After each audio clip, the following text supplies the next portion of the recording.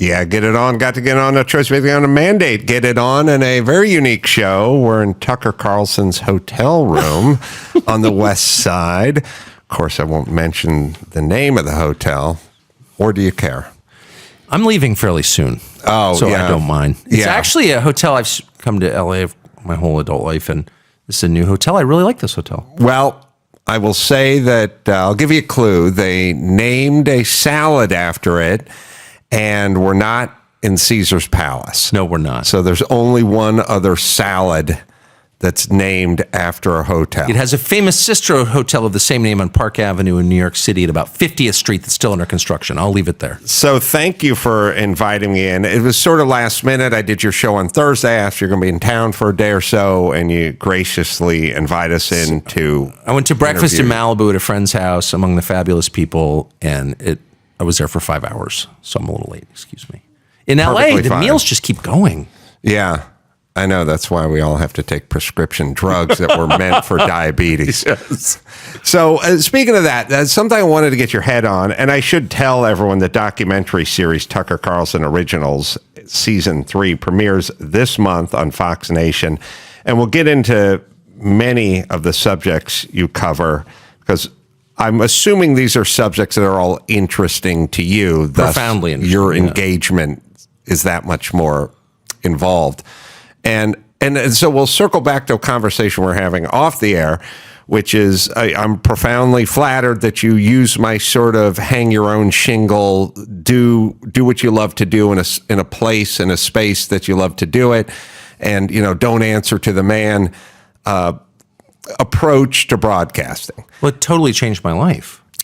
And as I was, and then you mimicked it, and it's been easy and fruitful and much more easier transition than you probably could have assumed at the beginning. It was an amazing experience. It was 2017 or 18. I was on book tour. I wound up booked on your show. And I was completely confused to get the directions at some warehouse in the San Fernando Valley. And I show up, and you have this whole world built that you own and you control and fill with people you like. And then we did the show there, which I loved. I still remember the topics. But the takeaway for me, and I got in the car, and I said to my producer who's in the car, who's actually sitting about 10 feet away right now, I said, I'm doing this. This is what the future looks like. And at that point, I'm like pushing 50, and I'd been in the same business most of my life, and I keep ascending. Oh, I'm so successful. But I wasn't living the way that I wanted to live. And I thought, Adam Carolla has shown me, and I mean this with total sincerity, that you don't have to drive to the center of some horrible city and work in a, drywall clad cube with drop ceilings with a bunch of people you don't know. Nothing against those people, but like you can have your own plate. Like, why wouldn't you do that? And I set about doing that. And I looking at your place is filled with one of your, I'm sure your listeners all know, you're a car guy. And so, the cars are worth more than the town that I grew up in. But leaving that aside, it's not that expensive. No. It's not crazy at all. It's like pretty easy to take control of your life, at least when you're in your 50s. I mean, I was older when I did it, but. Well, the thing that jumped to mind when you're talking about it off the air is you are a creator. You're here to create. I'm here to create. I think people sometimes think, well, you're a broadcaster, but you broadcast the ideas you create. Yes. And that's very important to you. And I know you think of yourself as more of a writer, of course, than an announcer or broadcaster. And it made me think, I have been in a lot of recording studios. Now, not broadcasting, but musical recording. And every single one I've ever been in has been in a freestanding, nondescript building. But the studio that they record in has Persian rugs and candles and sculptures, and they're all the same. A very sort of Stevie Nicks kind of gypsy kind of flavor, and none of it is there for the acoustics. It's there for the vibe. And so if you talk, it's never a sterile, carpet squares, drop ceiling with the cork and, bad track lighting.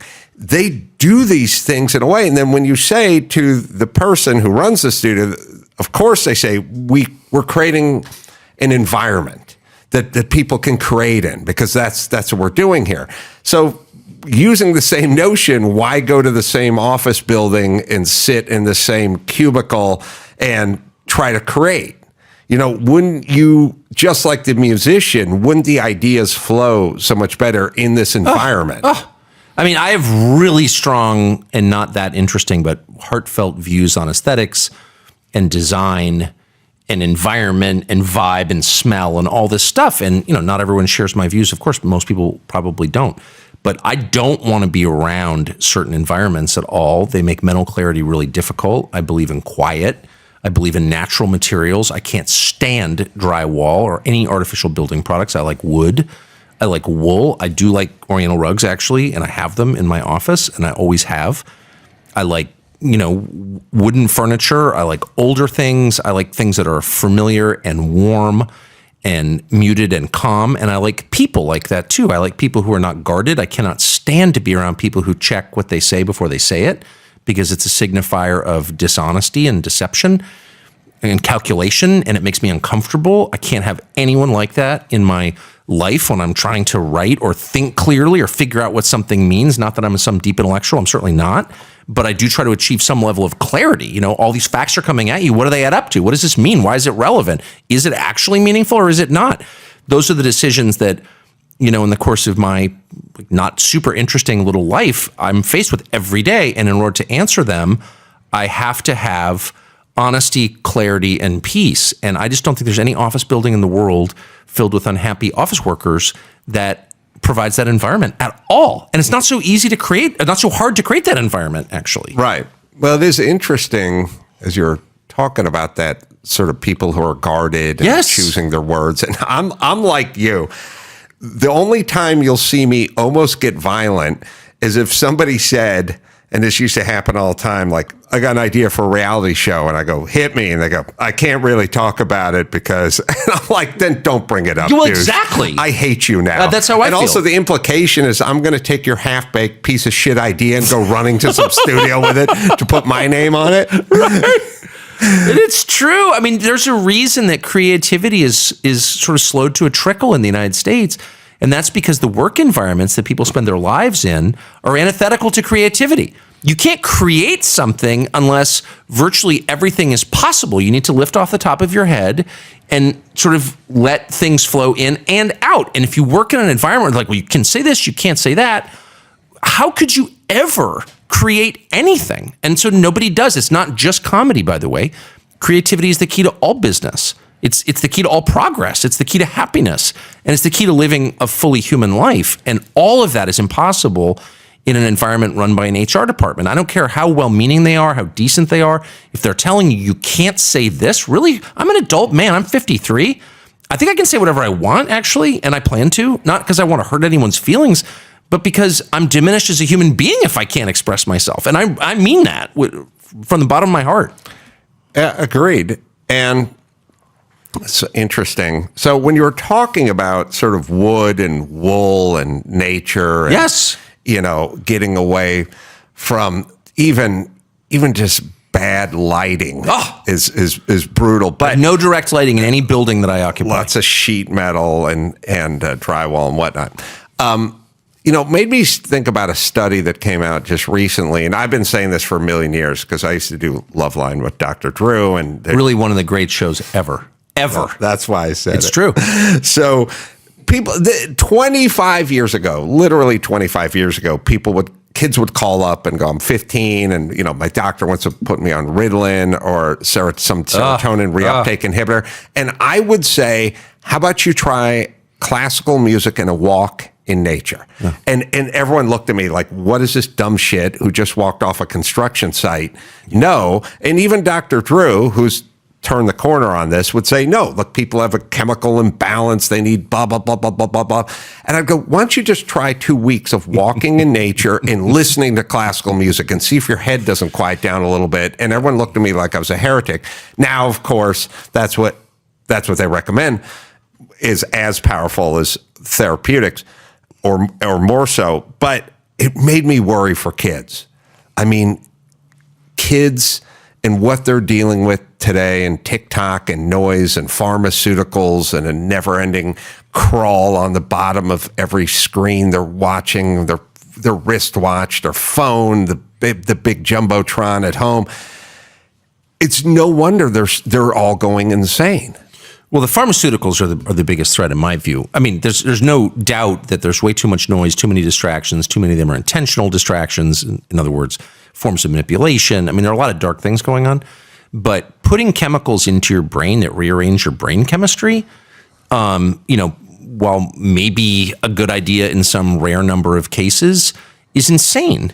And just like macro level, think about it. Let's say, for example, anxiety, which is something that every person feels at one time or another, which is a synonym for fear. Anxiety. And so the first response of your doctor, your healthcare provider, is to prescribe you something to make it go away, a benzodiazepine, Xanax, or some other. Think about what that means. You're feeling anxiety. Why? Because you have a brain chemical imbalance? No, probably in response to something that should inspire fear. In other words, if you said to me, I burned the shit out of my hand on my stove, and I said, I've got just the topical anesthetic that will take the pain away so you can put your hand back onto the stove, you would correctly say, that's insane. My hand hurts because it's a sign from my body telling me to keep my hand off the stove. Anxiety is the same. It is a warning that you are not living in a way that brings you peace. So why don't we just pause for a second and go through how you're living? How are your relationships with other people? Are you drinking too much? Do you have a fulfilling job? Are you getting fresh air in nature? How about sunlight? Are you spending your entire life behind a screen? Maybe that's why you're feeling anxious. None of those factors are ever addressed. Those are the core factors. It is a warning sign. If you're having panic attacks, which many people have had, I have had, that is a sign that you need to reassess how you are living. And to medicate it away and not address the cause of it is malpractice. And given what we know now about the side effects of benzos and of all these other SSRIs, all the amphetamines that we hand people in the name of curing attention deficit disorder, all of that, given the downsides of those drugs, in some cases the fatal downsides, it's a crime. It's actually a crime. And I'm sure you know at this stage people who are addicted to pharmaceuticals, prescribed faithfully by their doctors, who never check in to see how the patient is doing. They just keep writing these scripts. Like, people should go to jail for that. And I mean it. Yeah, in a sort of related subject, and there's a few, I have so many points and so little time, but I feel that when politicians explain that we're living in a racist society and try to convince black people that white people don't want them in their society. And as Joe Biden said recently, a lot of people like to bring lynching back and that kind of stuff. I believe that is a crime as well. Of course I think you're destroying people. Of course. You're destroying whole swaths of this society and making a group feel like they're unwanted in this society and talking about white supremacy. Both groups unwanted.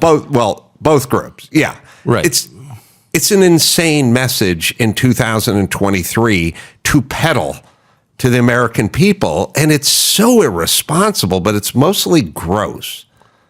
Well, I mean, the whole thing everything about it is shocking to me, including the fact that people put up with it. Yes. I mean, the endless attacks on the whites, and I'm not defending white, but in fact, most people who know me are white, okay? But to attack any group as a group is by definition like a Nazi move. Like, what? What? I can hardly believe it as someone who was born in 1969 and grew up kind of faithfully believing in Dr. Seuss and the core lessons of the civil rights movement, that we're allowing our leaders to attack an entire group of people based on their genetics.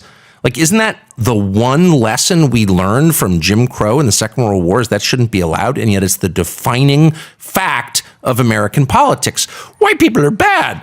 And you sort of wonder, like, why does no one stand up and say, how dare you talk about people on the basis of their race? Like, how dare you? But everyone's too afraid. You're a white supremacist. What? No.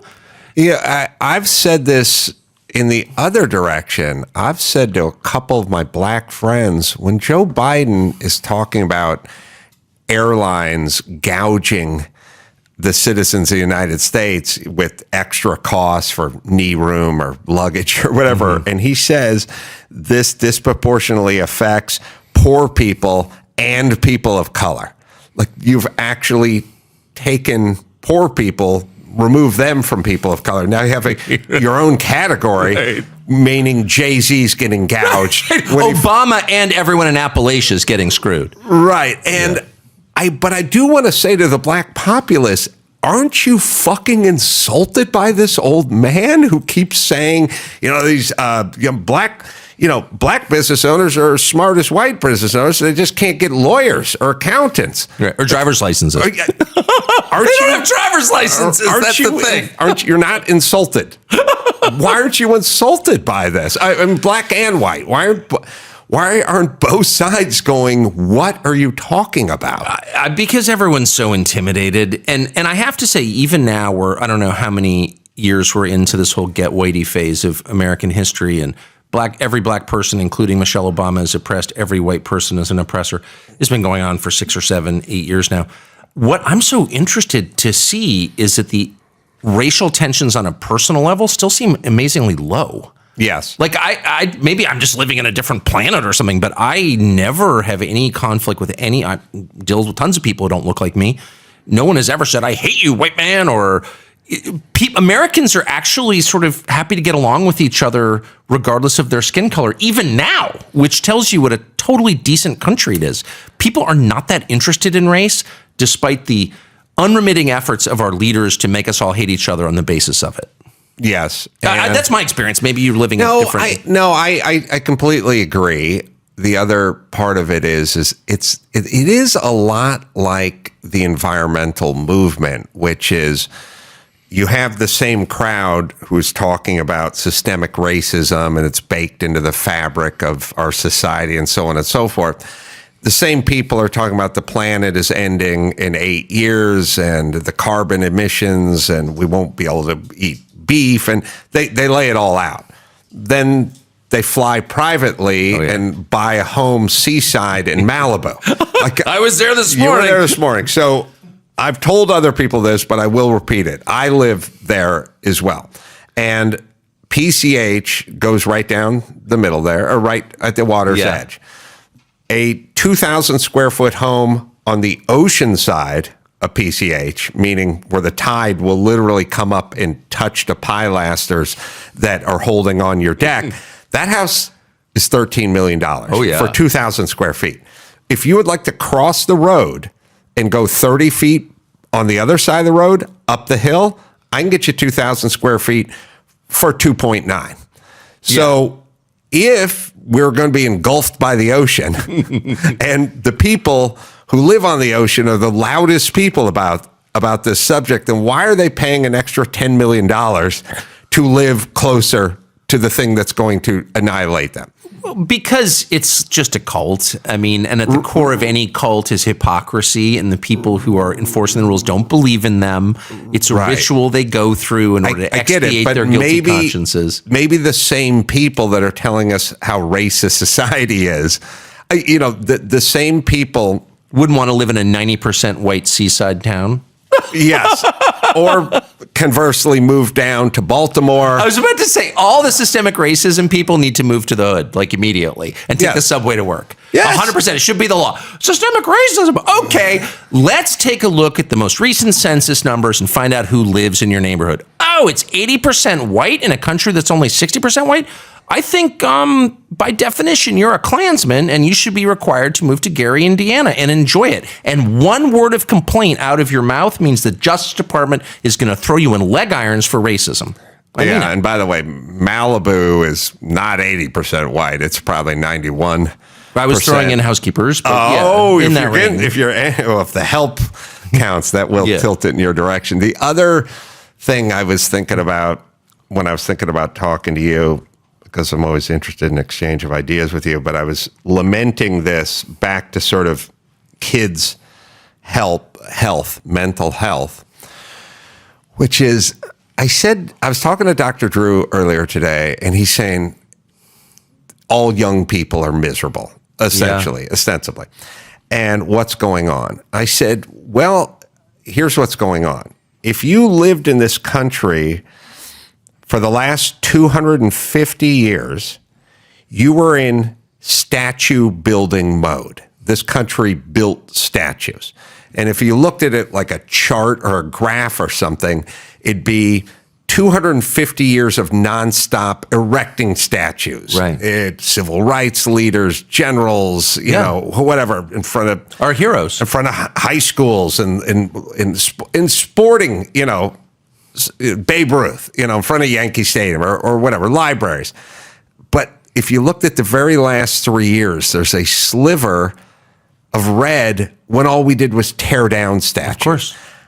How could you be happy if you lived in this red sliver of our country's history where we were in tear it down mode versus build it up mode? Well, and you're absolutely right. The statues are a metaphor for a larger trend where every institution, every organization, every myth, all being destroyed. We're in a purely destructive frenzy. This is the sort of late night mode of teenage drunkenness where you just start breaking windows for the sake of breaking them.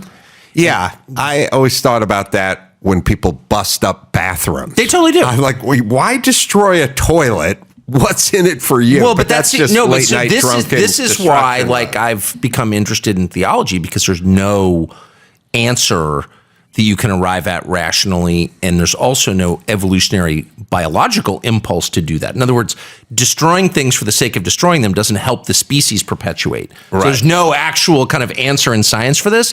There is a spirit of destruction that descends on people. All of us have felt it. I have participated in it personally, where you just feel like, I want to destroy something.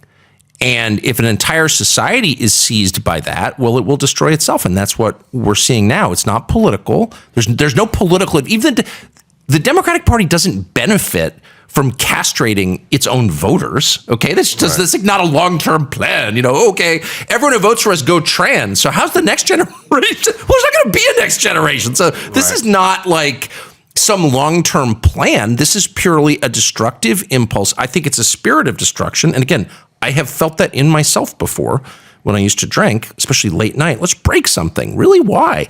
Who knows why? Didn't know then. I don't know why now, but I recognize it immediately. And I really think it's a binary. Either you're on the side that's building things, that's healing things, bringing people closer together, physically constructing things. State of California can't construct new homes. That's like a metaphor. That's not saving the earth, actually. Look how dirty it is around us here in Los Angeles. They're not protecting the earth. They're effectively hurting the people who already live here. It's another form of destruction when you force people to live like rats in this cramped quarters, for example, here. So there are people who destroy things and make things worse. There are people who build things and make things better. I really want to be on the latter team. And I think that is a way better and more descriptive way to divide the battle we're seeing, the destroyers versus the creators. All right, we'll take a quick break. Back with more of Tucker from his hotel room right after this. Hey, it's Adam Carolla. Is your vehicle no longer stopping like it used to? Or does it squeal, shake, or grind when you brake? Don't miss spring brake deals at O'Reilly Auto Parts now through April 25th. You can get 15% off when you buy a set of Brake Best Select or Import Direct brake pads and 2 rotors. Brake Best Select and Import Direct brake pads are engineered for all driving conditions to restore and improve braking performance. With application-specific friction formulas, noise-canceling shims, and low-dust operation. Trust Brake Best and Import Direct to deliver better braking. Don't take a chance on your next brake repair. The professional parts people at O'Reilly Auto Parts will help you find the brake parts and supplies you need to do the job right the first time. Stop by your local O'Reilly Auto Parts today or visit online, O'ReillyAuto.com. Releasing material through social media and other streaming services has allowed comedians the chance to ignore the old gatekeeper. It's really quite exquisite. In the old world, comedians relied on TV shows to bring them to a national audience. I was so ugly, my mother breastfed me through a straw. Talk show routines were essential if you wanted to become famous in comedy. I told my kid, I said, someday you'll have children of your own. He said, so will you. But late night shows and network specials don't matter as much anymore. Comedians can release their material directly to a global audience, and they they can do it online. You've got this weird situation where the industry is being run by a lot of people who don't seem to understand comedy. That's a real problem. Nobody can speak their mind and have a sitcom, and now you have 1,000 podcasts where 1,000 people are speaking their mind. So it kind of blew up in their face. I know it would bother me if I had handcuffs on and another comedian came by and was allowed to say and do whatever he wanted. But those people want the handcuffs. They like it. That's the world they live in. They're legacy media guys. They really don't even understand this world. And you know who's responsible? The lawyers. They always blame the talent and the on-air people. It's the stupid lawyers giving panic-stricken notes, worried about special interest groups, worried about one letter they got, worried about one email, one complaint they got. So what happens is you put talent in a little box and they can't be funny. Their grip was so tight that it bulged out the bottom. And so they created Gutfeld. They created whatever new platforms people are using. And they created all of it because they went so hard. Of course it's going to happen. You had to wait for them to bless you. And now we're figuring out that you can bless yourself. Back with Tucker Carlson and the documentary series, the Tucker Carlson Originals, which are very well crafted. I was honored to be a part of one. I hope there's room in other productions for me because I always love to contribute. It's like a Woody Allen movie. You're the recurring character in every one. So we were talking off the air, but also on here's an interesting hypothetical for you in terms of building. Yes. Because I agree, I was a builder, I worked with builders, and they built this country, but it's more than iron and brick and mortar. It's kind of a mindset. Yes. You know what I mean? Like they want to create, they want to expand, they want to move forward, and so on and so forth. And something else I was kicking around the other day is Los Angeles is fallen off a cliff. I mean, it is a hellscape now. It's garbage everywhere. It's crime everywhere. Everything's expensive and this, that, and the other. And so we had an election to see who our next mayor would be several months ago. Oh, I noticed. And we had a builder named Rick Caruso. And this guy was a world-class developer, and he did the Grove, and he did many of these great developments. And anyone who's been in one of those, it's a little bastion of utopia inside of a dumpster fire. Of It's civilization, clean, it's yeah. safe, it's everything else. So I think that's the guy I would want running LA. Yes. Okay. But we decided to elect a career politician who has no experience. Winnie in any Mandela? Was that her name? building. Her name is Karen Bass. Oh, sorry. Right. Karen Bass. Right, okay. So we went with what I would call, I have a category called crazy friend of your mom's when you were in high school. That seems to be who runs Los Angeles, like your mom's craziest friend, girlfriend when you were in high school, and you went like, who's that nutty bitch with the clamp-on earrings? Yeah. They make policy. Yes. That's all they do, whether it's COVID or permitting or whatever kookiness is going down. But here's a hypothetical. And whether it's Karen Bass or Kamala Harris or even Joe Biden, if you just said, I'm going to hire a headhunter, I need someone to run my company. Now, what would it cost to get Rick Caruso to run your company versus what would it cost to get Karen Bass if a headhunter went out there? Rick Caruso would want $46 million a year and stocks. Karen Bass you could get for $46,000 a year to run your company because she doesn't know what she's doing. Plus paid vacation, Yeah, one week a year. I'm just saying, if you put it in those terms, isn't it insane what we do in Los Angeles? Well, but it's not just Los Angeles. I mean, across the country, yeah. All of our institutions, from our big banks. I mean, the woman who runs Citibank is like utter incompetence, one of the biggest banks, and it's a strategically, essential bank. Does not into banking. Every police department in the country seems to be run by one of the dumbest people on the force. Our Congress is filled with utterly mediocre people. The choice in LA was especially stark between someone you would never have dinner with and someone with a long record of achievement. And they always choose the least capable, most destructive person. So what does that tell you? The goal has changed. The goal is not making the future better for your kids or grandkids or even preserving what you inherited, which seems like a baseline requirement, right? You get something, don't screw it up. Right. The goal is exactly the opposite. It's to degrade, tear down, to get the least capable. I mean, I see this everywhere. You look at the women's magazines and they pick women who are like physically repulsive to be on the cover, or some dude dressed as a woman. Right. And you're like, wait a second. Not only is this not about beauty, it's the opposite. It's about ugliness. It's about promoting incompetence, ugliness, malice, ineptitude, corruption, all the things we thought we didn't want. Now they are being aggressively pushed to the very top of the society. And so, like, what is that? That is the spirit of destruction that I mentioned earlier. And there's no rational explanation for it. There's only a spiritual one, a supernatural one. Like, what the hell is going on? This is civilizational suicide, obviously. Yeah, another thing I was thinking about was making me laugh, because I know you and I are on the exact same page with what we'll just call affirmative action, the minority hires. Because my thing is look, if you want to hire minorities to work at the airport, I don't give a shit. But when it comes to vice president or running cities or mayor, I need competence. Just whoever the most competent person agree. is. And there's a million different things. One is like Vivek Ramaswamy. Yes. I believe. All right. He's got a crazy name and he's Indian and he's 20 years younger than I am. And when he talks, I go, I like that guy. That's how I feel. Because I only care about his ideas. I have no idea what his culture is.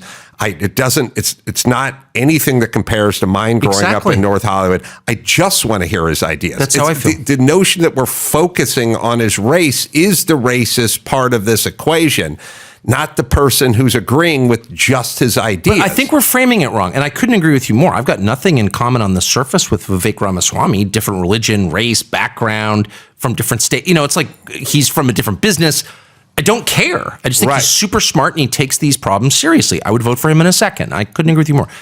But what I think that we are under the impression that what we're seeing is affirmative action, which we were told 50 years ago when it started was a way to enfranchise people who'd been historically disadvantaged.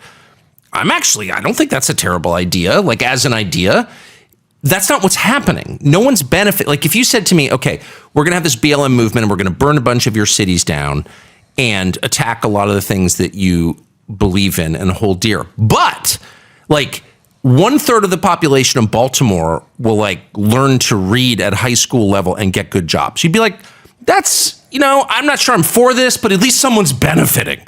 No black people benefited from BLM. We only got the burned cities. Like, 4 black people benefited. They stole the money and bought a bunch of houses on the west side of LA. That's the total pool of beneficiaries. So there's actually no upside to any of this. And that's why I'm saying it's not rational. It's something deeper is going on. And again, don't take any spiritual advice from me because I don't know. But I'm just saying the terms that we've used during the course of our lifetimes to describe what happens in politics no longer apply. It's bigger than that because it's irrational. Yeah, and one of the things I was having a laugh about is on Thursday last week, and it was the Trump indictment day, so it was good for Mark Ridley Thomas, who is black. He's the first black man ever elected to the LA County Board, right? So he was like the first, right? So he got indicted because he was laundering some money, and so I was like listening to the story on the radio. So Mark Ridley Thomas, first black man, LA City Board, is laundering money through Marilyn Flynn, who's the former dean of USC School Social Work, first woman, first social worker, first. So I was like, okay, you have the first woman at USC, and they have the first black man, and they're fucking their constituency. Of course. What is this notion of, well, if we could only get a woman in this position, when we start putting women, when we start putting people of color and black men in it, then what? They're not going to act like politicians and people. But also, who benefits? I haven't been to the Inland Empire recently, which I think is heavily black now. Didn't used to be, but it is, because I think a lot of black people who lived in LA have been moved east. That's what I've read. And I haven't been there recently, but I would be shocked if there are like a lot of black people in the state of California who are actually benefiting from any of this crap. Nothing. Like none. In fact, there seems to be even more suffering, I have noticed, in black neighborhoods. So on what grounds can we justify this? Only on the grounds that it's good for the new generation of Al Sharptons who's continuing the same shtick in an effort to do the same thing, which is commit corrupt acts. That's I mean, why doesn't anyone say this? Like, since when does Karen Bass speak for black people? I don't. I don't think she does. Works. I don't think she does either. I mean, what? Well, the other, I think it's worse than does nothing for black people. I think it's worse because I feel like a lot of this was meant to satiate. Of course. So you go, we're going to have the first black or African-American vice president, whatever. So rejoice, black women who are living in squalor outside of Gary, Indiana. Exactly. Right? And it'll do nothing for you. But yet there'll be a moment where it sort of satiates. It's like you're rooting for a team to win the World Series or win the Super Bowl, and then you go back to your horrible factory job and your loveless relationship. I've got great news, Adam. It's Christmas morning, and I want to give you not an actual president, but a symbolic present. Here's a symbolic victory for you. we passed it. Right. I will say this, if I can just make one prediction. So the United States is becoming non-white. Everyone's excited about it. Or whether you're not excited about it, no, it doesn't matter. Whites are going to be in the minority. So what that means soon. So what that means is you're going to get at some point, probably in my lifetime, people standing up and saying, I represent white people. I'm the candidate of the white voter. Right. And I just want to say on the record that I'm going to tell that person to fuck off because nobody speaks. I'm an adult man and nobody speaks for me because he shares the same skin color as me. Like, I just reject that entire idea. If I agree with you, I'll let you speak for me. And if I don't, I won't. But this idea that someone of a certain skin color, or any ethnic background speaks automatically on behalf of all people who share that skin color or ethnic background is a Nazi idea, and I'm totally opposed to it. And I will be opposed to it when it happens to me. When and this will happen. Someone's going to, all white people. And I'm going to be like, I don't even know you, dude. Yeah. I don't even know you. I refuse to allow you to purport to speak for me because we look the same, period. Well, this is the real white privilege. Mm-hmm. It's not having a spokesperson. It's not having... that's so deep. That's so deep. Sorry, I'll let you continue. I've never thought of that. I love that, though. I've said it many times on my podcast, which is there is a white privilege. It's not being involved with a group. That's so good. When Joe Biden says, if you don't vote for me, you ain't black, that's a lot of pressure. As a group, now we have to vote for a crazy old man who has a corrupt family, or we don't get to be black anymore. This is quite a crossroads. You know what I mean? It really is. I mean, it was literally. I mean, I know it sounds insane, but that's a brilliant point. That's a brilliant point. Years ago, David Allen Greer black comedian was pulling his Ford. Cadillac Escalade, something onto a lot, and there was a black security guard who kept making fun of him for not getting rims on his SUV. Fair. And why aren't you rolling with 22-inch dubs? By the way, there is no land with more potholes in it than Los Angeles. You put on 22-inch rims with 25 series rubber band tires on it, and you will be pulled over by the side of the road with a flat tire every 100 feet in Los Angeles. It makes no sense. The whole point is, look, I could talk about stopping distance and slalom speed and stuff like that, but the point is he got a bunch of shit and would continue to get a bunch of shit from a security guard telling him what rims should be on his car. And I bet as he pulled up to that lot, he would hope that security guard wasn't there because he was going to get a ribbing for not getting rims on a leased Denali. Our white privilege, never have to have that discussion. Someone like, why aren't you wearing a cardigan? You know that's what we wear, Tucker. Where's your pocket square? Right. You haven't quoted Seinfeld this hour. What's wrong with you? What's wrong with you? Why aren't you listening to Dave Matthews? Okay, that's good. You got the fifth dimension coming out of those speakers. This is an outrage. I don't know why I've never thought of that, but it's a privilege I hope to continue having. By the way. And you get to go whoever. Ted Nugent. Fuck that guy. I don't agree with him. Joe Biden. Fuck that guy. Right. He's an idiot. I don't have to pretend. I totally agree. Think about the pressure. You know what I mean? It's like, I've seen that. Michelle Obama. What do you think of Kamala Harris? She can't go fuck Oprah. I don't share any opinions with that cow.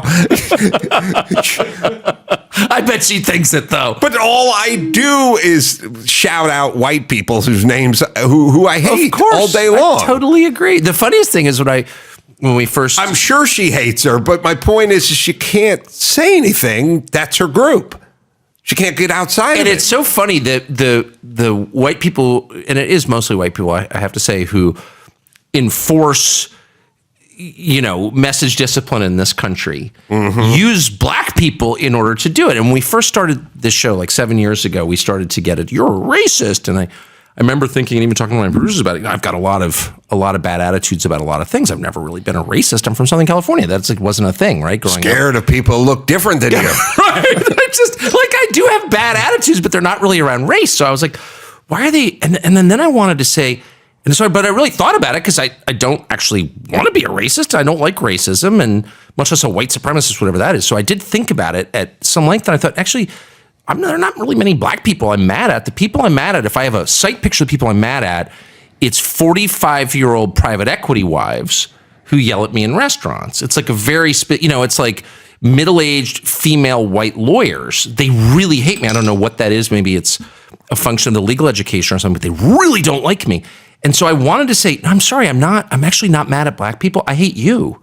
Right. You're the one I really dislike, and I mean that. And if you could x-ray my soul and see who I'm actually mad at, that's who I'm mad at. But they don't want to hear that. So I know you're really mad at black people. I'm actually really not. Just being honest. Well, how could you be mad at an entire group when they vary so I don't greatly? think 45-year-old private equity wives at the Four Seasons in Jackson Hole vary that much. Oh, well, they don't. They don't. Yes. There's not a lot of, no, they're all kind of the same. They all have the same attitudes. And I happened to just have been there 2 weeks ago, and one of them snarled at me as I was on my way to the men's room. And I was like, oh, I know who you are. You have a weak husband who you despise and have contempt for. But that's not my fault. Did she say something to you? No, she took pictures of me and snarled. And I wanted to say, I don't know you. We've never met. I know that you live in Santa Monica or wherever, Greenwich, Connecticut, but I know for a fact that you have contempt for your husband. And I think if we could sort out the problems in your marriage, your politics would probably improve pretty dramatically. Yeah. Might be angry at the stepdad, too, growing up. For sure, the stepdad. But at this level, it's almost always the absent husband who's always in Hong Kong, and she knows he's cheating on her, and she's getting mad, and he doesn't want to deal with it and listen to her. She's like, I'm going golfing. And then she sits and goes on the internet and reads Twitter and gets mad about the oppression of people she's never met. What is it about you that provokes that reaction? Because I'm from that world. That's why. That's exactly what it is. That's exactly, because I know them, because I grew up around them. It's a very specific group of people who I've spent my entire life with, and I'm on to them. I know exactly who they are. I know exactly what motivates them, and they know that I know, and so that's why they hate me. I'm just being honest. I mean, I honestly think that. I've never been yelled at by anybody's housekeeper or any cab driver. The only people I've ever been yelled at are from that world, and it's a world that I'm from. So it's like, yeah, okay, honey, I know who you are. Oh, that's interesting. Oh, it's totally true. Ask them. Some of my producers are in the room and they're nodding because they travel with me. It's always that. It's always 100% that. So I'm like a trader or something, and I'm from Washington. I spent my whole life in Washington, and they're all super mad at me because I watched them go insane. I watched Trump, whatever you think of Trump, call bullshit on a bunch of their different longstanding scams, particularly in foreign policy. And when Trump said, "What's the point of NATO?" and they called him a racist for asking, I was like, oh, wait a second. You hate him because he's calling bullshit on your schemes, and you don't have a good answer. You can't tell me what the point of NATO is. What is the point of NATO? I'll listen patiently as you explain. Oh, well, shut up, racist. Okay, that's your answer. So You just sounded like someone doing an impersonation of you. No, your well, but- last 5 seconds. Okay, but it's just heartfelt. I mean, like, I know. I really feel that way. And I was there and I saw it. I know I worked for Bill Kristol for 6 years. I know how this works. So I'm Yeah. not guessing. And they really hate that. I also have a theory, which is you outrage these people by not caring. And that drives them. Well, I have no utterly- respect. I have no respect. There's not one person who writes for the Atlantic magazine whom I consider impressive or smart. Not one. And they're all caught up in, well, you know, I'm a fellow at the Atlantic Council writing for the Atlantic magazine. It's like, I know what that is. Like, you're not going to bullshit me into respecting you because I know how deeply mediocre you are, you merit badge collector. You're a total fraud. You're a complete fraud. You lived on my street. So I am not impressed by you, not even a tiny bit. And they don't like that. Yeah, they also think that you're supposed to cower in fear when they wag their finger at you, and especially the things like the race card. Ooh, for you're them, a racist. that always works for them. Yeah, and that no. can shut every detractor up. If And- I were a racist, it would work on me, but I'm actually not. And so I'm not guilty about it at all. Yes. And, you know, if they ever attack me on things that I do have some bad attitudes about things. Mostly I admit them. But if they ever attacked me on something I was guilty of, they would shut me up. Right. If I was like cheating on my taxes and they're like, you cheat on your taxes, I'd be like, oh, I don't cheat on my taxes. But calling me a racist, like, I'm actually not a racist, and I'm not, my views are, I'm not embarrassed in my views at all. I don't think I should be. I'm not. I'm happy to tell you my views on race. I don't think they're embarrassing. I think they're right. And they're certainly not rooted in hate. They're rooted in a fundamental belief in the moral equality of people. And I say that all the time. They don't care because they think they can shut me up by calling me a racist or a white supremacist or a Nazi. They're literally cataloging the race of every person in the United States and rewarding some and punishing others, and then calling me a Nazi. Really? Okay. So, like, yeah, they have no power over me whatsoever. None. No, I agree, but it's interesting that you are a caricature, a sort of cartoon caricature to the other side, which I realize is part of not being able to articulate constructively opinions and views and debate, which is to say, I disagree with the Obamas, but I don't ever say they're bad people. I just would disagree with their policies, Right. you know, and I would feel the same about, I don't know, John Kerry or even Bernie Sanders or something. I would Right. never say he's the devil or he's Hitlerian or he's a racist or misogynist or anything. I just go, here's a guy with bad ideas that I disagree with. But you do not get that same respect. No one says, I just agree with Tucker Carlson over policies. They call you every name in the book, and they'll do that with anybody they disagree with, which says to me maybe they're out of arguments. Well, they're certainly out of arguments. And in fact, to the extent they have arguments, they won't, unfurl them. They're always welcome on my show. Anyone who disagrees with me, who's in a position of decision-making authority, is always welcome on the show. And I mean that. I have no problem sitting down for an hour with any of these people. We always invite them. They're all Chuck Schumer. We've invited him how many times? Dozens of times. Shut up, racist. Okay, got it. No, they don't want to debate. Their arguments don't have popular support. They try to assassinate my character. I don't hear most of it because I never Google myself. I've never read my own Wikipedia. I don't go to places where they congregate in general. I'm not welcome there.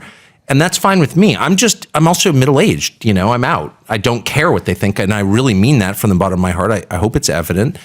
And I feel like they don't have a leash on me. And I do think at some point they'll probably figure out a way to get me.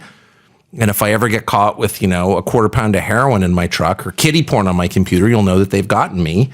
If they accuse me of some crime, I'm just telling you now, it's not real, but whatever.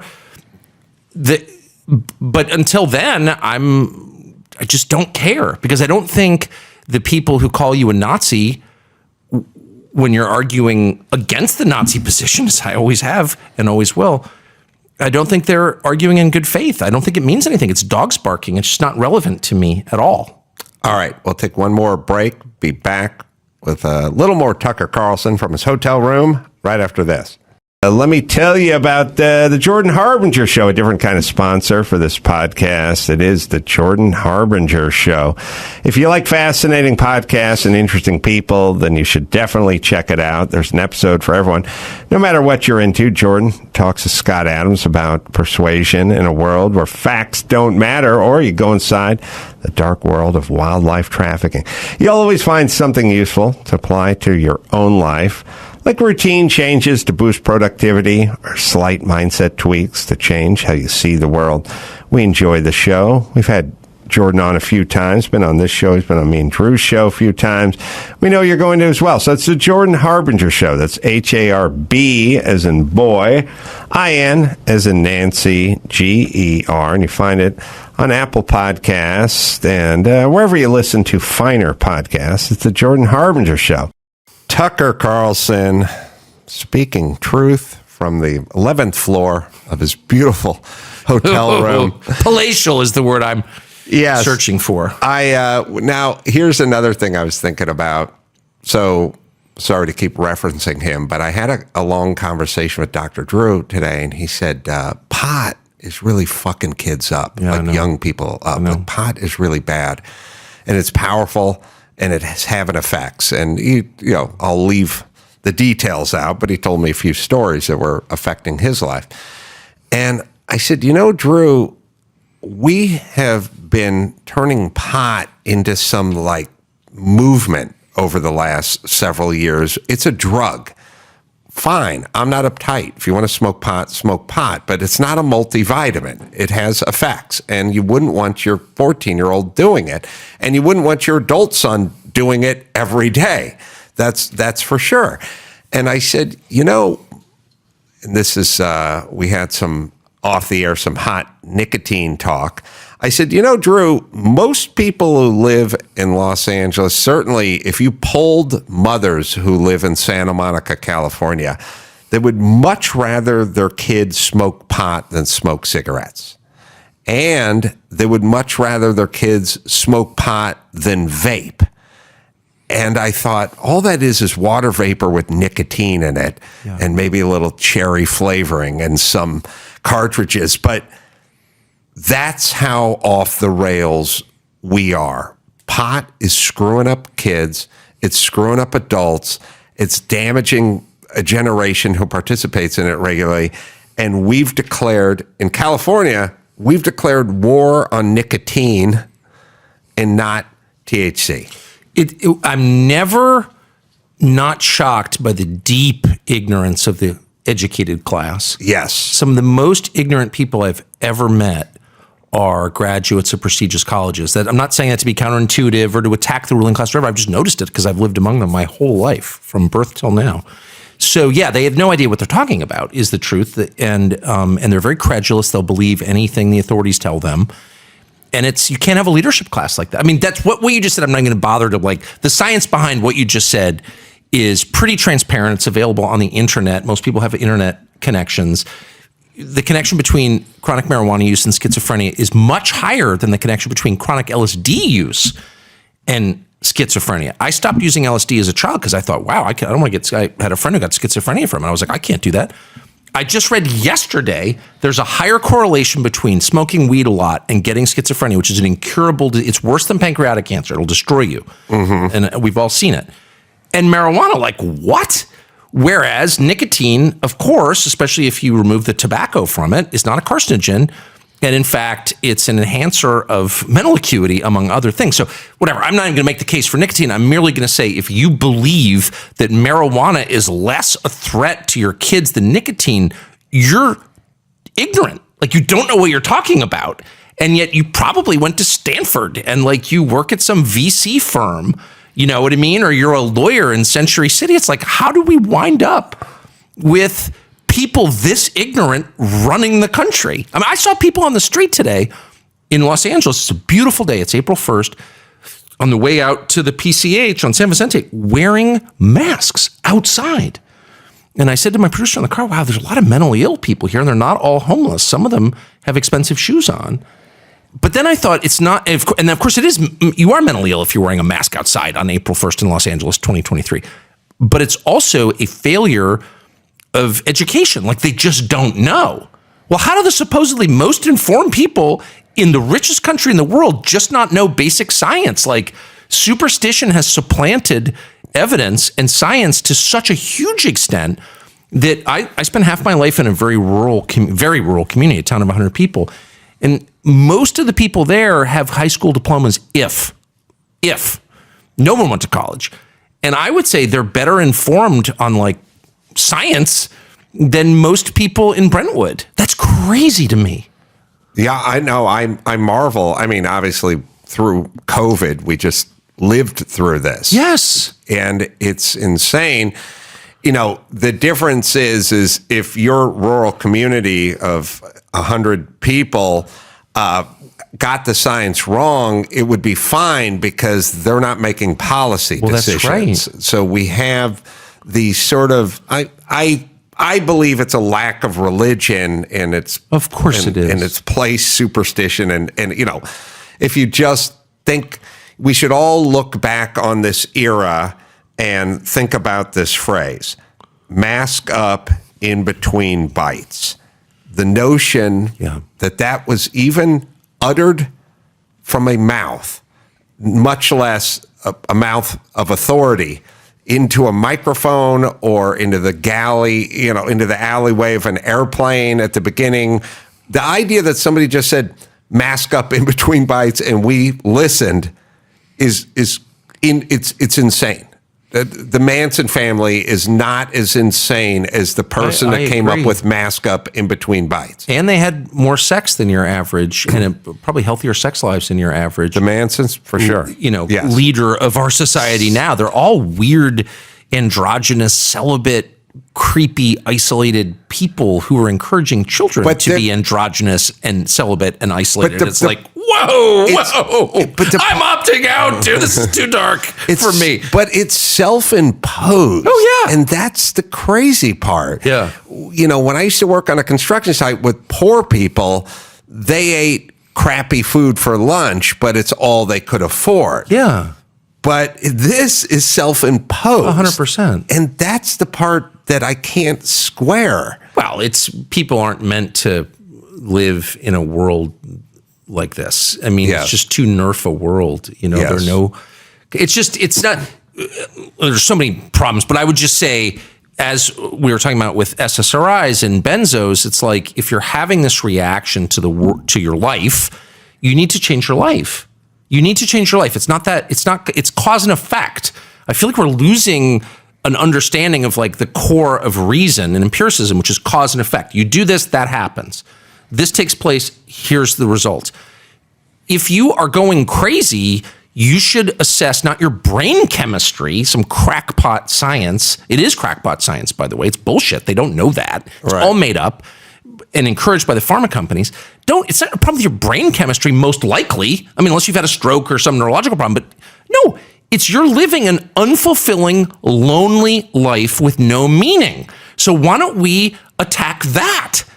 And then we'll all be better. I'm serious. Like, the number of childless, unhappy, celibate, androgynous leaders we have is crazy. If you went to Gretchen Whitmer's dinner table and no one was around and assessed her life, like you would look into the pit of spiritual hell. Like, you know that all these people lead totally unfulfilling lives. Like, you don't want people like that in charge. You don't. You want rounded, happy people with rich, rewarding personal lives and deep, enduring personal relationships. They're the wise people. You don't want crazy people with no kids who don't give a shit about tomorrow. You don't want 80-year-old people who are literally staring down the barrel of death, making long-term decisions for a country of 350 million people. That's not a good idea, dude. Let's not do that. Yeah. I'd be remiss if I didn't bring up Jacob Chansley. Yeah. I miswrote that down. And so the QAnon shaman, Chewbacca man, I think maybe they called him back in the day, who became the face of the insurrection. We won't pour over the nuts and the bolts of January 6th, but it's the idea that I can't even talk about it, Adam. Sicknick was killed with a fire extinguisher, that he was killed with bear spray. PTSD, dude. I'll never. People that killed themselves months later were counted amongst the police that were killed that day. I mean, first off, as I've said many times, when there's an actual catastrophe, an actual thing, you don't pad the numbers. No. Nobody said 10,000 people died on 9/11. Or 10 million. Or 10 million. They just went 2,963 or whatever. Or at Pearl Harbor. Or at anything. That's just like when there's an actual event, commercial airliner crashes. 287 souls. Why are you padding things? Why are you trying to make rock soup out of this event if it was just the greatest insurrection and not since Pearl Harbor? So for anyone listening, if you ever hear them padding things, we lived through it with COVID and you saw it with January 6th, then stop to say to yourself, if this was the event they said it was, why are they counting cops who died 6 months later? We're watching history be made. We actually have this weird vantage where we just sort of got led in by accident into the history-making factory, and we see what they make it from. Yes. And it's not actually like the parts of the cow you want to eat. Right. It's all like buttholes and sawdust, and like they're calling it a hot dog. It's like, it's disgusting the closer you get to the manufacturing process. And it turns out this is not the only historical event they're lying about. And why are they lying about them? Well, they're lying about it because history is not the record of what happened. History is a blueprint for the future. So on the basis of this event, we're going to make these forward-facing decisions.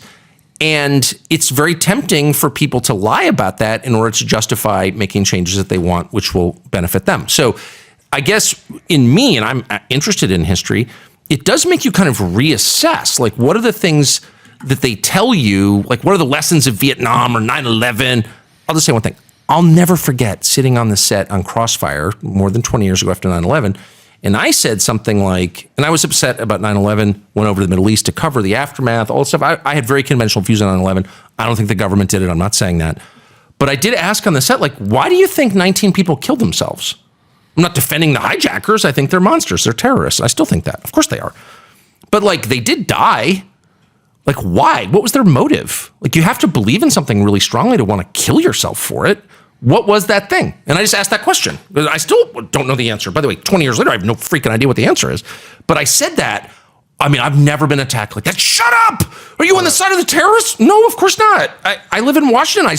I was there when the Pentagon blew up. Like, I'm not for this. I hate it. But I do think we should know why it happened.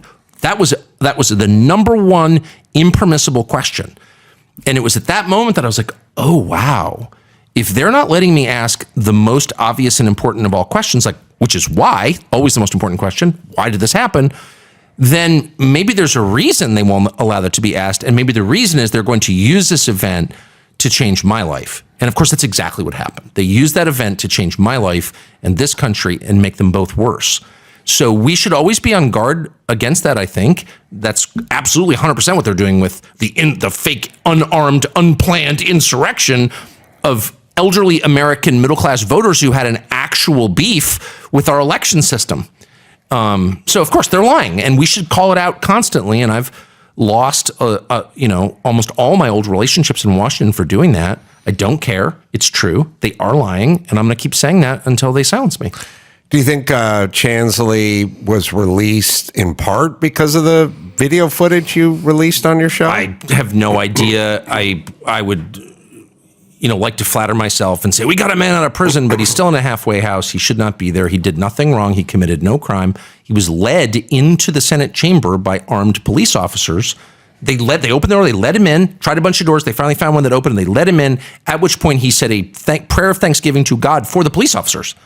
So, like, if he committed a felony, how did the cops who let him in not commit a felony too? The whole thing is so insane. They hid that video, the January 6th Commission, Adam Kinzinger and the loathsome Liz Cheney, and the rest of them, and they put this man in prison and destroyed his life on the basis of a lie.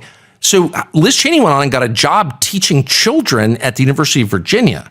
So how does she still have that job? I can't even believe that we all know that they lied, they destroyed a man's life, and no one has been held to account for that. It drives me insane when I think about it, so I try not to. Yeah, it's also it's insidious that you realize that they will sacrifice people at the altar of their form of democracy. Would you ever do that, honestly? Look into your soul. Would you ever destroy a man, throw an innocent man in prison for some material advantage for yourself? Honestly. It's insane. It's unthinkable. It's unthinkable. It's unthinkable. It's the opposite of being a politician, or what you want in a politician. Yes. And I don't get, my wiring, and this is going to sound convenient, but it's been on display many times.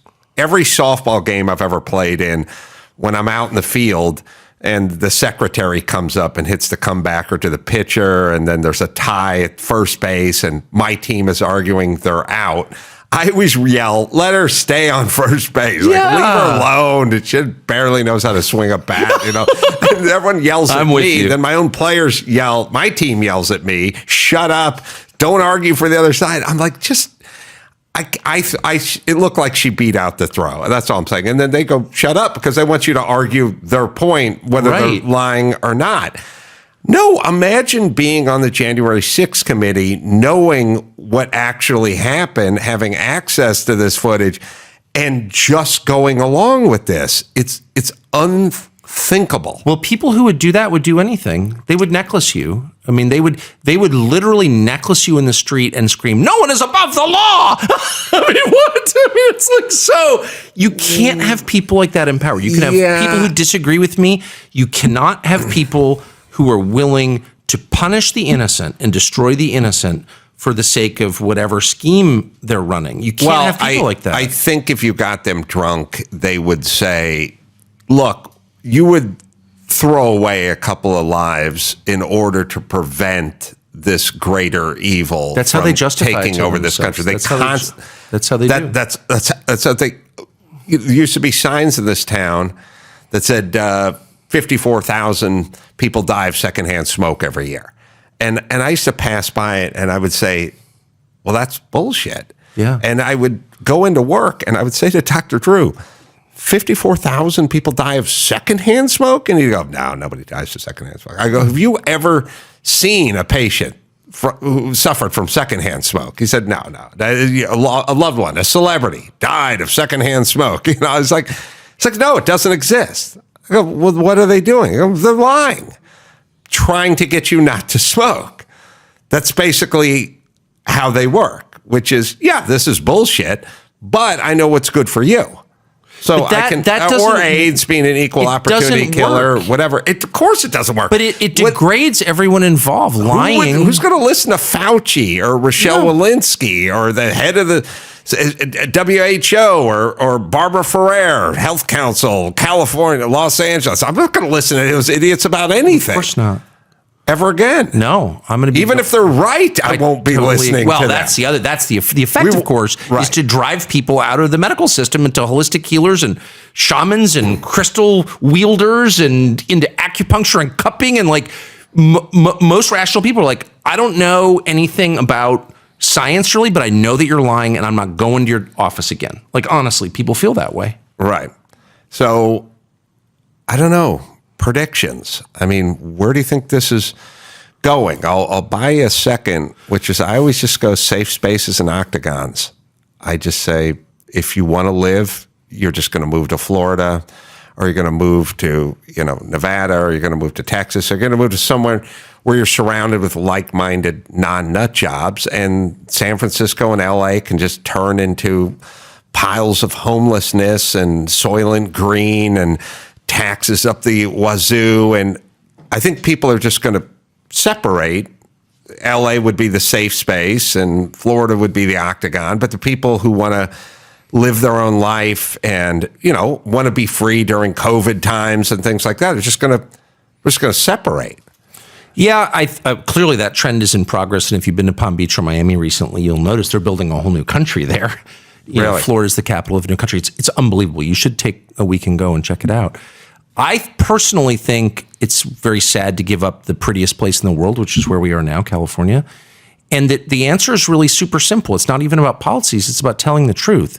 If you commit to telling the truth as fully as you can, recognizing you probably get it wrong a lot because you're only human, but saying what you honestly think all the time, you become filled with some kind of weird power. You become bigger and stronger. But if you submit to lying, if you allow yourself to lie through fear or avarice or whatever your motive, you become smaller and more afraid. I really believe that. It's like the one thing I've learned in the past 5 years. Telling the truth makes you bigger and stronger. Lying makes you smaller and weaker. And if people just resolve to tell the truth, period, I don't care. I'm telling the truth. I honestly think you could save California. It would probably be a lot more liberal than I am. That's fine. But it wouldn't be dystopian. You could live here. If normal people, and that's the majority even now of California, normal people, if they just resolve to do that, I think that's the answer. A good note to go out on. The series, Tucker Carlson Originals, Season 3 premieres this month on Fox Nation, and all the subjects you're interested in, or subjects you weren't interested in, but Tucker is interested in, and he will make you interested in it because he does that good a job of executing. And of course, the show, Tucker Carlson Tonight, weeknights at on the East Coast at 8. We're lucky we get to see it here at 5 o'clock. And that's on Fox, of course. Thank you so much for carving out time, Tucker. Are you kidding? Thanks for coming to my palatial hotel room. It's beautiful. I feel guilty because you can't see my piles of room service in the background. I did grab a glass from the minibar. Yeah. And I was heading to the bathroom to fill it up because I just can't pop the cap on $17 bottles of water. 30 pounds of lobsters and 6 creme brulees coming in just 1 second.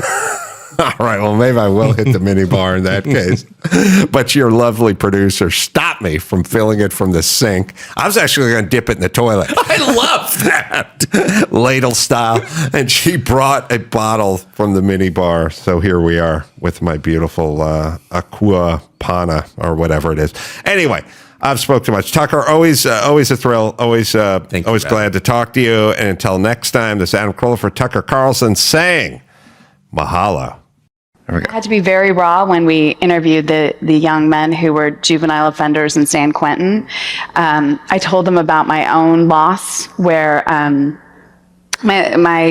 lost my older sister a few days before my 7th birthday. Oh, and I hold on. Stop it. There it is. Stop. I heard the word 7. Yes. I was on my phone watching TV. Yeah. As I did go, what the fuck did I get 7? Yeah. Well, you win. And I didn't adjust. That's bad on me. Yeah, a few days before her 7th. Yeah, and I read 6th, by the way, and that's why it stayed with me. Okay, go ahead, sir. Where I lost my older sister a few days before my 7th birthday, and I blame myself for her death. And I share that because they ultimately were accused of committing these violent crimes and sentenced for life. And I think it shocked them that this, blonde lady who was, interviewing them had a similar story, was perhaps in the wrong place at the wrong time, but wasn't punished the way they were, because clearly it was an accident, but theirs was probably an accident too. Probably, yeah.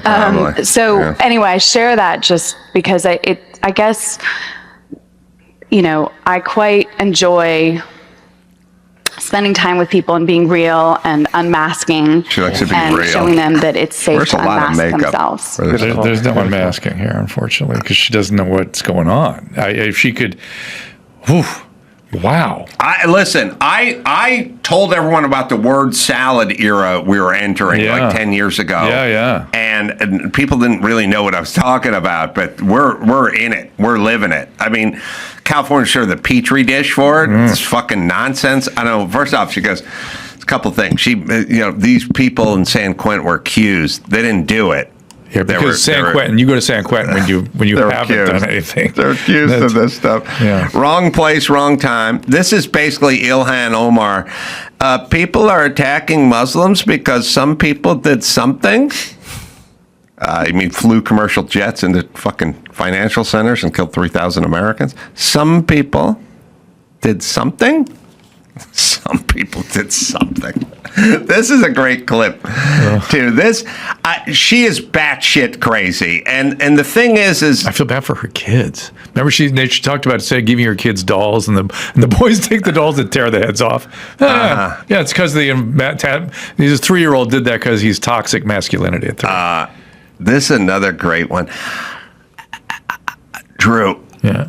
I'm losing my speech here, which is to be this blonde who navigates through Hollywood and gets by on your looks and then marries a prominent politician because of your looks and then lives in a state of affluence, to then start speaking about women's oppression all the time in California from your stately manner is so gross.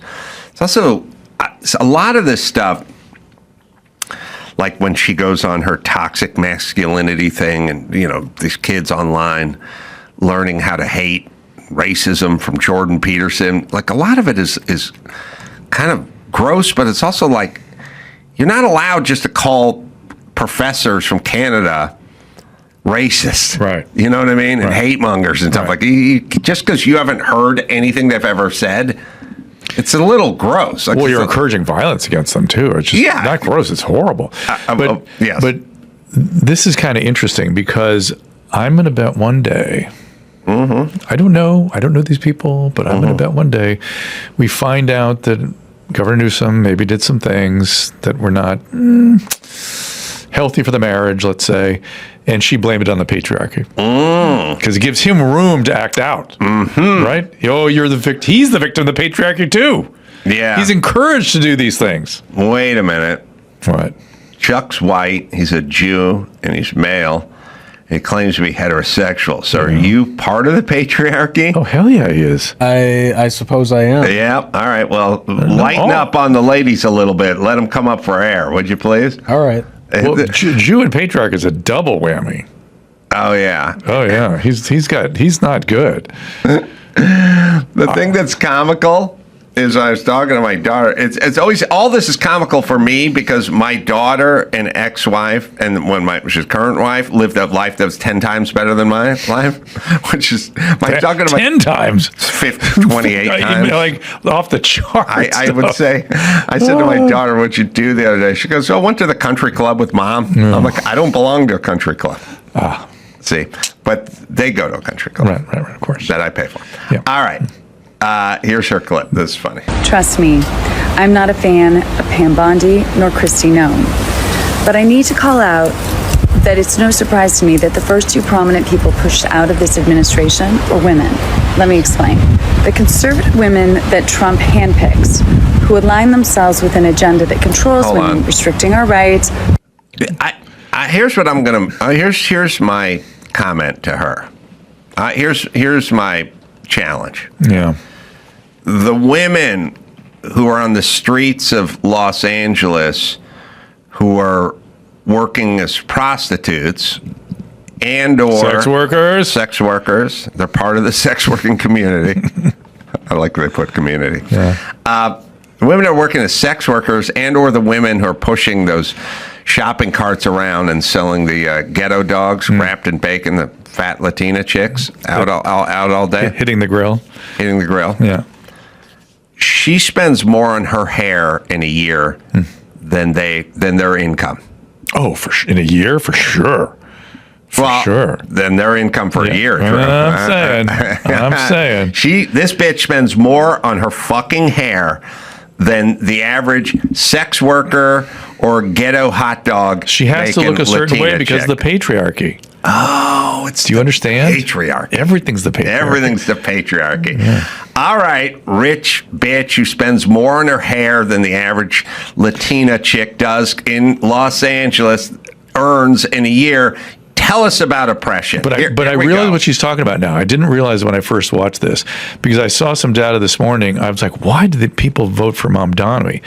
Because they didn't read anything, and they felt anybody on the right was restricting their freedoms because of the abortion ruling in the Supreme Court. Everything is about the abortion ruling. All right, so that's what she's talking about. Well, some of what she's talking about. Not in California. Here no we problems go. here. pushed out of this administration were women. Let me explain. The conservative women that Trump handpicks, who align themselves with an agenda that controls women, restricting our rights, limiting our autonomy, and pushing us back into this straitjacket of femininity that is only in service of men. There's a familiar pattern here. Women are brought in, packaged Mar-a-Lago style, and lifted up as long as they commit to wholeheartedly serve the interests of the patriarch at the top. Now, it looks like power, or proximity to power with a big title, but it never comes with job security and protection. There's no secure place inside this hand-picked patriarchal body that systemically disrespects, devalues, and discriminates against women and girls. And this is where complicity comes in. Ask his granddaughter. Because when you align yourself with that value system, with a leader who has publicly devalued women, degraded them, and then found liable of abusing women, well, guess what? You're going to be the first to go. So while you're in a perceived position of power in this system that regularly diminishes and devalues other women, even if you help sustain and uplift this system, your power is only temporary. And ultimately, they will come for you. That's the unfortunate truth for all women. No woman is safe in Trump's Republican Party unless she has enough wealth or the ability to buy her own job security and safety. Like me. And so, my friends, regardless of your political affiliation, oh my God, you might want to wake up and see this for what it truly is. It's a war on all women. Ah, okay. All women. He's declared war on Iran. There are women starting a nuclear project. Like, are they trying to get enriched uranium? Because if they were, I would actually declare war on them. Would she rather there be sort of Shia treatment of women? Does that what she saying? She has no fucking idea what she's talking about. But here's the deal. She doesn't know what she's talking about. Trump's thing is firing. That's his deal. And if you take a job from him, you know you're going to be fired eventually, right? I mean, I don't. Well, maybe first off, Rubio's I don't know how much job security is in an administration when it's 4 years and out. Oftentimes, sure. How could you have job security if you knew you're only going to be in the league for 4 years? But you're going to be working for a guy that values loyalty over everything and routinely fires people and just works through, just mills things over. Yeah. I don't know. It seems to me that if you're going to take that job, first off, it's here's what you can't do with these people. You can't start parsing things out. You can't go. You mean reasoning? Right. You can't go, what do you mean Kash Patel's of Indian descent? You know what I mean? Or this guy's black, or he's got a woman head lead counsel or attorney is a woman. If you, it's insane. It's basically you going, I have a lot of black friends. It's a dumb argument. Trump has tons of women around him all the time doing everything. Yeah. I mean, I'm sure he loves Harmeet Dillon. I talk to Harmeet all the time. Harmeet is a woman of color. He loves the shit out of Harmeet Dillon. Yeah. She can't explain Harmeet Dillon. She just has to sort of peck around and find little incidents. I would predict they're going to call the Harmeet sort of the Uncle Tom of the female world. Yes. She's bought into the patriarchy. She's part of the patriarchy. Yes. She's expressing the toxicity of the patriarchy. And also, it's always funny when they go, and same with me, too. I get this, too. Like, he can't handle a strong woman with an opinion. Oh, yes, I can. If the fucking opinion isn't retarded, this is a strong woman with a retarded opinion that I can't handle. Harmeet is a smart, strong woman with a smart opinion, and I can handle that. As a matter of fact, I seek it out. Harmeet, I would argue, is tougher than this one. Well, this one's a paper tiger. There's nothing there. It's all fucking hair and attitude and well-chosen verbiage, right, about the patriarchy. By the way, it's 2026. It is so fucking boring. It is so boring that you guys toggle between race and misogyny. It's all you do. That's all you got. In 2026, Elon's it's talking still about working, though. That's why they do it. If it didn't work at all, they wouldn't do it. Elon is talking about putting someone on Mars, and you guys are fucking talking about Jim Crow. How fucking boring can you get? You're literally, why don't you talk about covered wagons in the Donner Party? So it's something new. Talk about cannibalism. Yeah, no, I mean, why don't you talk about driving the Golden Spike or something else in history that at least new that happened 200 years ago? It's always just this. And it's always done from the ranch in Santa Barbara. I don't know why. You know what it is for me? They don't have any self-reflection at all. Like, can you hear what you sound like to real people, to poor people, to working people? Again, somebody convinced them that they're guilty, that they're a guilty party in horrible things that happen in history. And they think to themselves, no, I'm a good person. What do I need to do to be a good person, to be part of the solution? And they start coming up with ideas not to help people, to make themselves feel like a good person. Yes. And that's unfortunately the motivation here.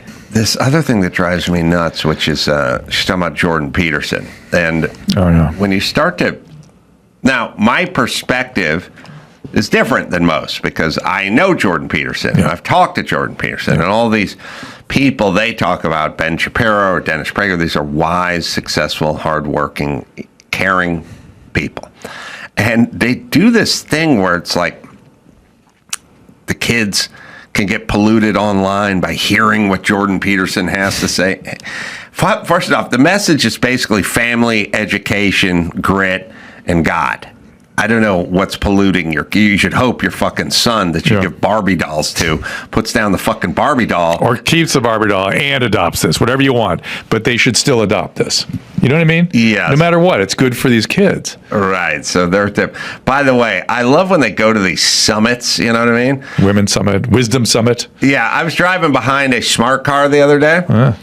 It's a smart car. Do you know that I talked to, I think it was Kelly Blue Book or something, or one of the guys who did one of the oh God, I'll think of the entity. Anyway, they do long-term tests for cars. They buy a car. Nobody gives them a car because that implies a response. You know, they buy the car and they drive the car for a year, and then they write a report on it. I said, are there any shitty modern cars? Are there any modern, everything works, everything's good enough now. The air conditioning all works, windows, power windows. The guy goes, the only piece of shit out there is a smart car. And by the way, smart water is just red dye number 7 and corn syrup. You know what I mean? And every Somali ripoff daycare center's like First Step Forward Youth Rainbow. This is the Wisdom Summit, Wisdom 2.0. Okay, now that you've come down from the mountaintop, my lady, share this wisdom with us about how teenage boys work. Here we go. My sons are really into sports, or so are my girls, but my sons will watch their favorite athletes on YouTube, and then all of a sudden you'll find this sort of alt-right, extreme, Jordan Peterson type speaking to my sons. Right. It's insane. Right. Connected to the sports culture. That's not healthy. No. Are you kidding? So then our boys are learning hate, bigotry, misogyny, racism. Jordan Peterson. So it's very dangerous, and I think we have to take responsibility, and we have to hold those in leadership in tech accountable. Because they're making all this money. Money. We had to hold them accountable during COVID, right? With all the misinformation out there. Yes. Remember that? I do. They were a platform for misinformation. Platforming. How dare they platform that? We should have held them more accountable and kicked everybody who disagreed with us off of the fucking internet. You fucking assholes just did this 10 minutes ago, and you're talking about she wants to hold them accountable. Yeah, Jordan Peterson with his hate speech and his racism and his misogyny. Racism. So it's very dangerous, and I think we have to take responsibility, and we have to hold those in leadership in tech accountable. Convincing young males at 14 that they're females and cutting their cocks off, not dangerous, not in the least, but hearing what a professor from Quebec has to say about shit, well, that's a problem. That's going to be a problem. Yeah. She is perfectly fine with 15-year-old dudes cutting their dick off. And let's remember, dangerous, by the way. That's progressive. By the way, Jordan Peterson was non-controversial. because I followed him for many, many years before anybody else knew about him. And he became controversial because there was a law established in the province where he was teaching that mandated speech. Yes. It said you must call somebody by these pronouns or you have broken the law. And then they had these kangaroo courts set up to adjudicate that law. Good. Go. Keep going, Canada. And he said, that's where I draw the line. You can't force speech. That's it. Right. He's a dangerous man. Right. They're the ones who did this and created Jordan Peterson. And then they go, he this was never guy's a problem. dangerous. He's never said anything different ever than what he says now and then. But here's my point. She's never heard 1 second of Jordan Peterson speaking. Right. Never. Which is pretty doable. Like, I'll give you an example. Could I give you an example, Drew? Please. Okay. We have comedians regularly on my program. And oftentimes they're younger and people whose work I'm not familiar with. So I will almost on a daily basis, but at least 3 times a week, I will say, that's what I did this morning, play me a clip of this person. I want to see their set. I want to watch a couple minutes. I want to catch their vibe, because comedians will have angles and they're different styles. Sure. Sometimes it's political, sometimes it's not. So I just go on the internet, pop up something. Let's do it. We'll do it 5 minutes before the show.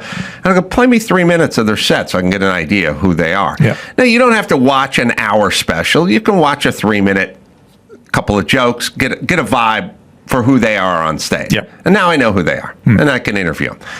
You can watch Jordan Peterson, bitch. Go ahead. Use your phone.